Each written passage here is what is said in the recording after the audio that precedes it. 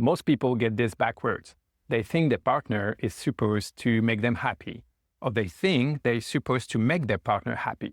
But both are wrong. You are responsible for your own feelings, full stop. This sounds harsh at first. If your partner says something cruel, aren't they responsible for hurting you? Or if you forget your anniversary, aren't you responsible for making them sad? Well, here's the thing. Your partner can trigger your feelings, but they don't create them. Think about it this way. Two people can hear the exact same comment and react completely differently. One gets angry, the other laughs it off. The comment is the same. The reaction is different. So what changed? The person hearing it. Your feelings come from your thoughts about what happened, not from what actually happened. Someone canceled plans with you, you could think, they don't care about me, and feel hurt. Or you could think something important must have come up and feel understanding. Same event, different thought, different feelings. This doesn't mean your partner can say or do whatever they want. They're responsible for their words and their action. But you're responsible for how you interpret and respond to those words and actions. The difference matters. When you make your partner responsible for your feelings, you give away your power. You become a victim of their mood.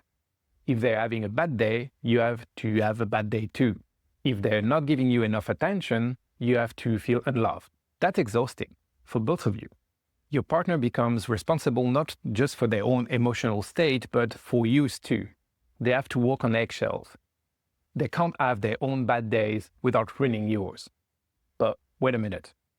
If we are all responsible for our own feelings, does that mean that we can treat our partners however we want? Of course not. You're responsible for your feelings. You're also responsible to your partner. That means treating them with kindness and respect, not because you control their feelings, but because that's what loving people do. Good partners don't try to hurt each other. They don't say cruel things or break promises just because it's not my job to manage your feeling. That's using this principle as an excuse to be selfish. The goal isn't emotional independence, it's emotional maturity. You take care of your own feelings so you can show up fully for your partner. You don't make them walk on eggshell around your insecurities. You don't punish them for your bad moods. When both people in a relationship take responsibility for their own feelings, something beautiful happens. You can actually support each other instead of being responsible for each other's emotion. You can be responsive to them. Your partner is sad, you can listen and comfort them without thinking it's your job to fix their sadness. You're having a hard time, you can ask for support without making your partner responsible for making you feel better. This is especially important during arguments.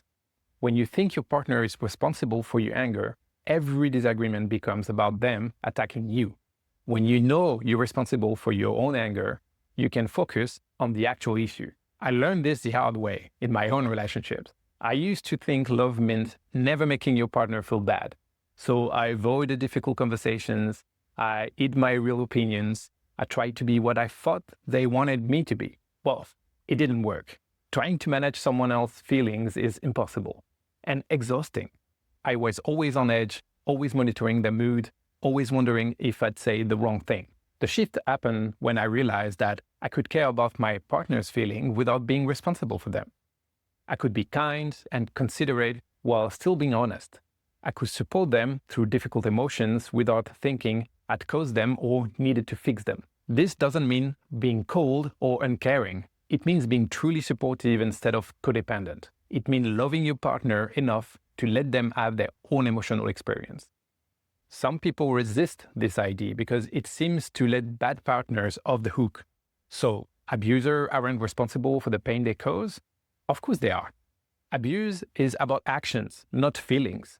There's a big difference between saying I'm not responsible for your feelings and I'm not responsible for my behavior towards you. Abusers are absolutely responsible for their abusive actions. But even in those situations, victims are still responsible for their own response. That might mean getting angry, leaving, or calling the police. The feeling and the response both belong to them. In healthy relationships, both people understand this balance. They take responsibility for their own emotions while being caring and respectful with each other. They don't use personal responsibility as an excuse to be selfish. They don't use caring about feelings as an excuse to control each other. The result is two whole people who choose to be together, not two halves trying to make a whole. They support each other not because they have to, but because they want to. Their love comes from strength, not need. That's the kind of relationship worth having, where both people own their feelings and choose to care for each other. Anyway, so how do you actually practice this in real life? Well, here are 3 simple exercises that can change how you handle emotion together. The first exercise, let's call it the pause and hold. Next time you feel upset with your partner, try this.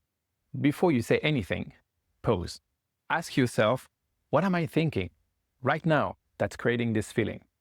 Maybe they came home late without calling. Instead of saying, you made me worry, try, I had the thought that something bad happened, and that scared me. You see the difference? The first makes them responsible. The second owns your part. Practice this for a week. Just notice your thought before you speak. You don't have to change anything else yet. Just notice.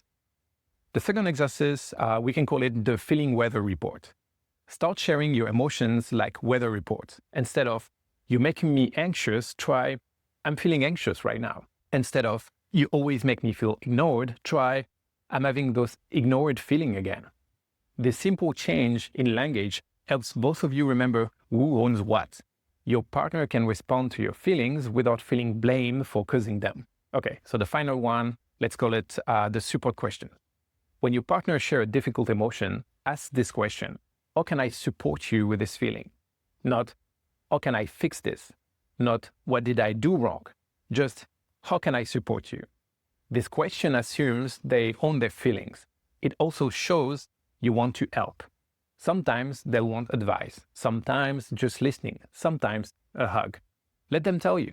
This exercise will feel weird at first. You've probably been mixing up responsibility for years. That's okay, that's normal. Start small.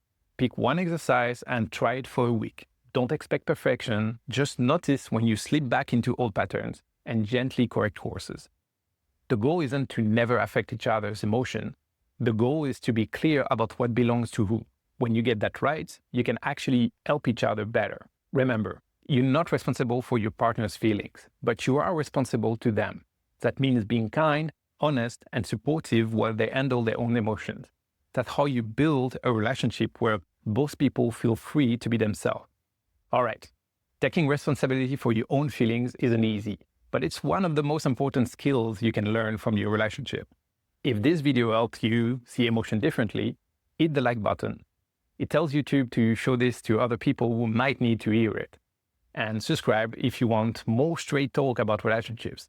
I share what actually works, not just what sounds nice. Now, here's what I want to know. What's the hardest part about owning your feelings in your relationship?